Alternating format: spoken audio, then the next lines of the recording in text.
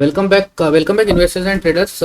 आज we are going to look at the results of the Diggaz, the top bank of India, which is HDFC Bank.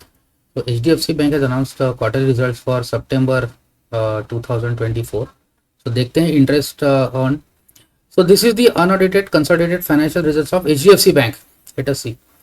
Total interest earned is 83,000 crores. Okay, all these figures are in crores.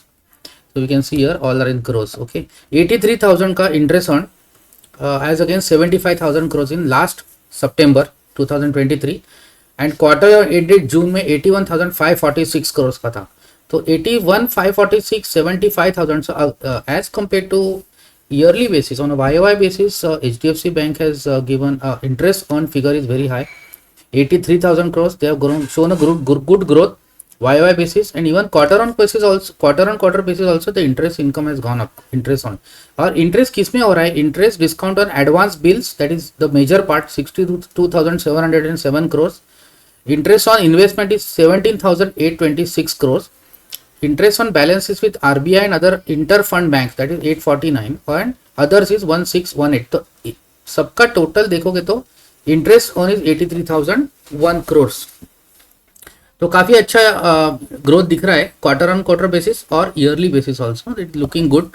So other income आप देखोगे तो 38,455 crore है as against 32,527. तो even other income has gone up compare to last year as well as June quarter. तो other income में क्या आता है? Premium and other operating income from insurance business and other. So दोनों का मिला के 38,455, that is the other income.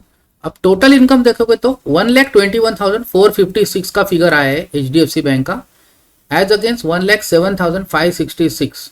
Okay, तो ये looks to be pretty good number on September 30th of September 2024 का. और अगर जून क्वार्टर से भी देखोगे तो 1,16,996 की जगह पे 1,21,456. तो ये फिगर्स पर से on a gross on the interest total income basis the figures are looking pretty good. We have to see how the NIMs and also the net NPS shape up. Okay, so interest expended, अब interest कितना उन्होंने खर्चा किया है? 45,414 crore as against 41,249. तो 45,414 crores का interest expended है.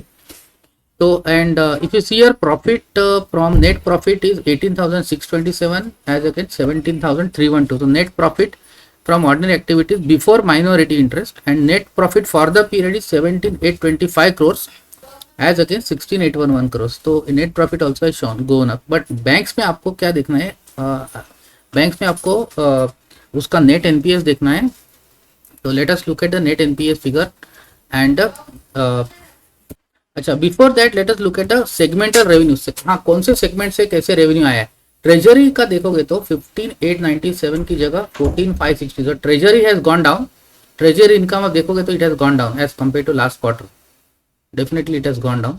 Retail banking में डिजिटल बैंकिंग है, नॉन डिजिटल बैंकिंग, ये दो है. इसमें डिजिटल बैंकिंग में टोटल रिटेल बैंकिंग डिजिटल का बहुत कम है. नॉन डिजिटल में 70,000 करोड़ हुआ है एज अगेंस्ट 60,000. तो ये 10,000 करोड़ एडिशनल हुआ है नॉन डिजिटल में. होलसेल बैंकिंग में 47,298 और मोरलेस होलसेल बैंकिंग का कोई ज़्यादा ग्रोथ नहीं है. ओके, 47,470 है. सो मोर रिटेल बैंकिंग में काफ़ी इनका ग्रोथ हुआ है. अदर बैंकिंग ऑपरेशन में 8,716 है एज अगेंस्ट 7,200. थोड़ा बहुत अदर बैंकिंग में भी हुआ है. इंश्योरेंस बिजनेस में 31,439 का ग्रोथ हुआ है एज अगेंस्ट 26,000. तो इंश्योरेंस बिजनेस भी काफ़ी अच्छा ग्रोथ हुआ है. Others is okay. तो टोटल इनकम इज 1,21,456. ये आपको याद रखना है HDFC बैंक का कहाँ ग्रोथ आया वो. Let us look at the news release of HDFC bank for the quarter. Consolidated financial results of HDFC bank. Consolidated net revenue grew 14.7% to 760 billion. तो YOY बेसिस पे अराउंड 14.7% का revenue growth है, top line growth. Consolidated profit after tax was 178 billion. तो profit after tax adjusted for trading and mark to market gains and tax credit for the prior year grew by 17.4% over 30th September 23. तो अगर आप overall देखोगे तो 14.7 figure याद रखना है. 14.7% का आपका रेवेन्यू बढ़ा है HDFC बैंक का एंड प्रॉफिट आफ्टर टैक्स 17.4 से बढ़ा है. ठीक है, तो ये दो चीज़ आपको याद रखना है। अर्निंग पर शेयर तो ठीक है, उसका अर्निंग पर शेयर इतना इंपॉर्टेंट नहीं है। ये स्टैंड अलोन फाइनेंशियल रिजल्ट्स है। हम लोग कंसोलिडेटेड फाइनेंशियल रिजल्ट्स पे आते हैं। कंसोलिडेटेड फाइनेंशियल रिजल्ट्स कैसे देखते हैं, और स्टैंड अलोन बेसिस पे देखते हैं। स्टैंड अलोन बेसिस पे net revenue grow by 9.2% for this quarter as compare to the previous quarter. Net interest income बहुत बढ़िया, ये सभी का इस पे ध्यान रहता है। Net interest income for the quarter ended 30th September grew by 10%। So NIMS net interest income NII बोलते हैं, निम ग्रो नेट इंटरेस्ट इनकम ग्रू 10%। ओके, तो ये आपको याद रखना है, 10% का ग्रोथ हुआ है NII में। Core net interest margin was 3.46 on total asset. हाँ, तो ये इंपॉर्टेंट है, नेट इंटरेस्ट मार्जिन निम, सबका ध्यान इसी पे रहता है। कोई भी बैंक का रिजल्ट आया तो पहले देखते हैं निम क्या है, मतलब apart from many other parameters of the bank, निम इज वेरी इंपॉर्टेंट कि बैंक को स्प्रेड कितना मिला है। तो 3.46% का निम्स हुआ है on core interest income and 3.65% on interest earning assets. Okay, ये दो चीज है। नीम्स में दो पार्ट होते हैं, एक तो core interest net interest margin कितना है, और दूसरा इंटरेस्ट अर्निंग एसेट्स पे कितना निम्स NIM है। तो ये 3.65 is for interest earning assets and 3.46 on total assets. तो ये आपको याद रखना है। अदर इनकम तो ठीक है, अदर इनकम इतना है। Operating expenses were at 168 billion, increase of 9.7. The operating expenses have grown by 9.7% of 168 billion as against 154. Okay, cost to income ratio ये important है, सब एनालिसिस इसी पे ध्यान रहते हैं। cost to income ratio was 40.6%. provisions and contingencies, हाँ ये भी important फिगर है। you have to look at कितना provisions किया है। provisions and contingencies for September 30, 24 with 27 billion as against 29 billion. तो ये सबसे बड़ा फिगर है कि प्रोविजन और contingencies have gone down to 27 billion as against 29 billion in 30th of September last year. तो आप देख सकते हैं, इसको एनालिसिस कर सकते हैं। Total credit cost ratio was 0.43% compare to 0.49। Okay, profit before tax was at 220 billion, profit after tax for the quarter was at 168 billion. Balance sheet, हाँ इंपॉर्टेंट है। टोटल बैलेंस शीट साइज कितना HDFC bank का, 36,881 billion. Okay, 30th September में balance sheet size कितना हुआ है, 36,881 billion का हुआ है रुपीस, और वो लास्ट ईयर से इंक्रीज हुआ है। टोटल डिपॉजिट्स, हाँ ये भी बहुत इंपॉर्टेंट फिगर है। टोटल डिपॉजिट कितना बढ़ा है, at 25,001 billion as of 30th September, increase of 15%। तो ये आपको फिगर याद रखना है, 15.1% का डिपॉजिट ग्रोथ हुआ है HDFC बैंक में YOY बेसिस पे। दूसरा इंपॉर्टेंट कासा डिपॉजिट, अच्छा ये भी इंपॉर्टेंट है। कासा डिपॉजिट कितना हुआ है, बिकॉज का is free money, there is no interest to be paid. सा is also more or less free बोल सकते हैं, जिसमें बहुत कम इंटरेस्ट रहता है। तो CASA deposit grew 8% with saving account deposits of 6,081 billion and current account deposit of 2,754 billion. ठीक है, तो इसके ऊपर तो इंटरेस्ट बहुत कम रहता है, तो ये मोर और लेस फ्री मनी बोल सकते हैं। CASA deposits grew by 8.1%। इसका बेस भी बहुत बड़ा है, तो बड़े बेस पे 8.1% समझ सकते हैं। Time deposit eight 16,165 billion, 19% increase. अच्छा ये बहुत बढ़िया फिगर आया है। अगर आपका टाइम डिपॉजिट पे 19.3% ग्रोथ हुआ है as compare to YOY basis, तो HDFC results, deposit is important. अगर बैंक का डिपॉजिट कैसे ग्रोथ हुआ है, 8.1% कासा बढ़ा है, 19.3% डिपॉजिट बढ़े, टाइम डिपॉजिट, ये आपको याद रखना है। और टोटल डिपॉजिट 15.1% इंक्रीज हुआ है। These are the important things to be kept in mind. Banks average deposits 23,540 billion as of September 24 quarter, growth of 15.5%। देखो तो एवरेज डिपॉजिट कितने हैं, ये तो आपके 30th September के डिपॉजिट से 15% बढ़े हैं। एवरेज डिपॉजिट 15.5% बढ़े, तो बहुत अच्छे फिगर है, वेरी गुड। जैसे आपका बोल रहे थे HDFC बैंक का, lot of people way saying that HDFC bank has not given any returns in stocks in a stock market, and people have been holding HDFC bank for the last 3 years without getting any appreciation, and everybody was saying that your defense, your HL is HL, IRFC, railway stocks have gone up, your defense stocks are going up, और बाकी सब solar wheeler के stock they are all going up. So there are lot of sectors which are beaten HDFC bank okay in the returns perspective.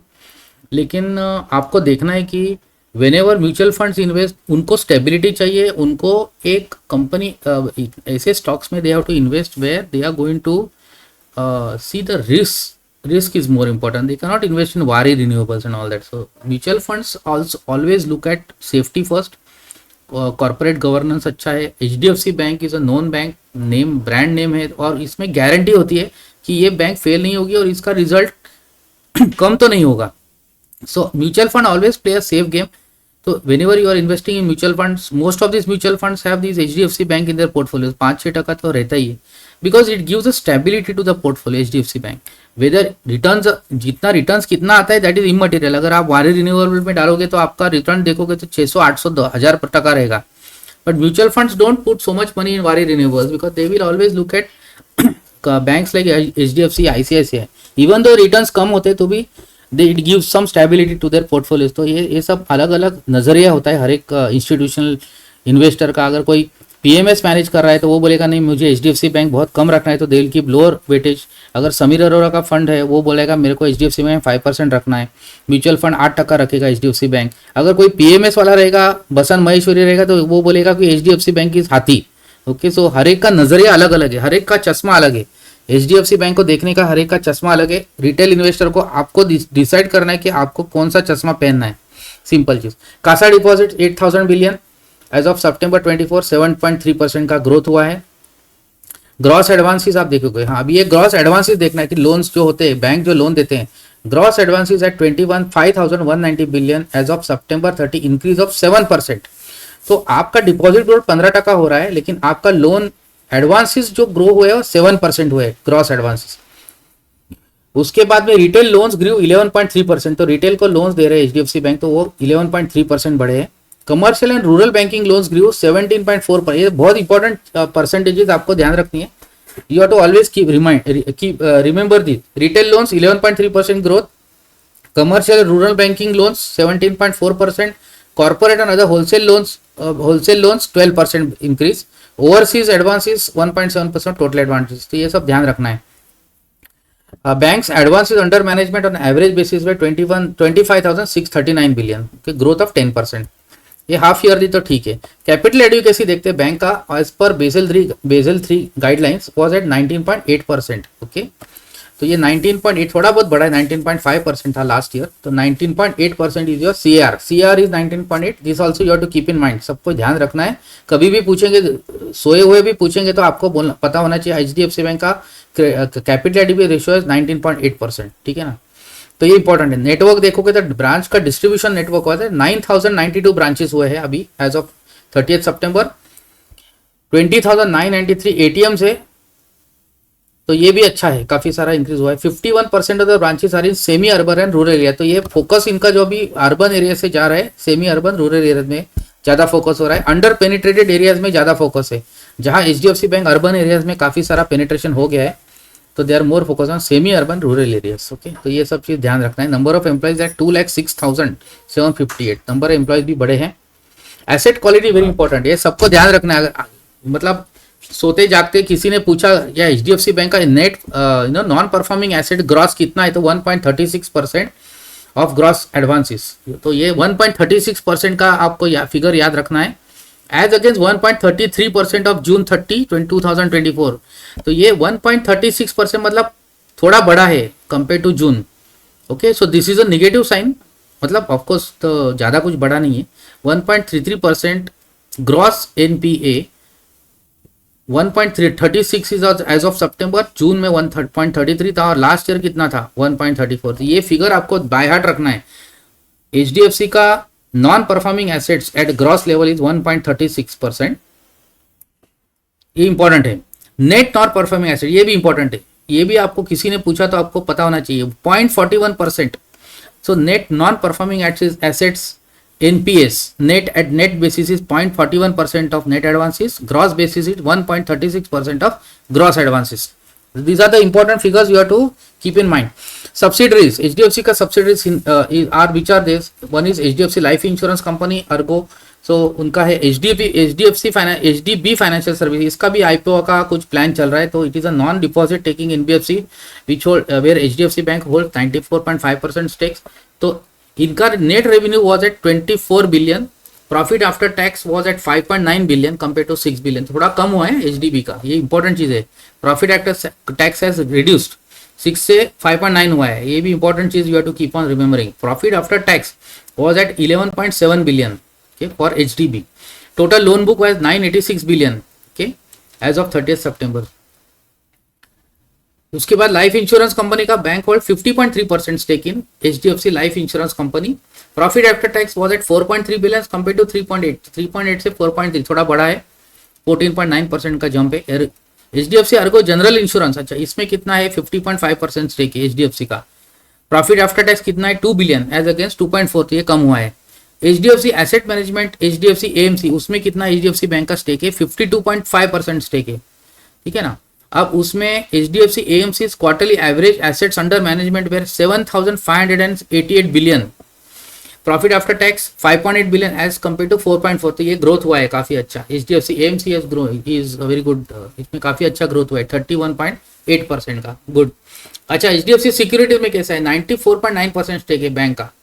और HDFC securities का कैसा revenue आया है, total revenue 9.1 billion. Profit after tax was 3.2 billion as against 2.1 billion, तो ये भी growth हुआ है, 47% का ग्रोथ है. तो ये हम लोग सब्सिडरीज का देख रहे हैं, एचडीएफसी सिक्योरिटीज का, ये भी अच्छा ग्रोथ हुआ है 47.1%. तो HDFC security is doing pretty well. So this was all about the quarter results of HDFC Bank Limited. I hope you like the video. If you like the video, kindly click on the like button. Thank you.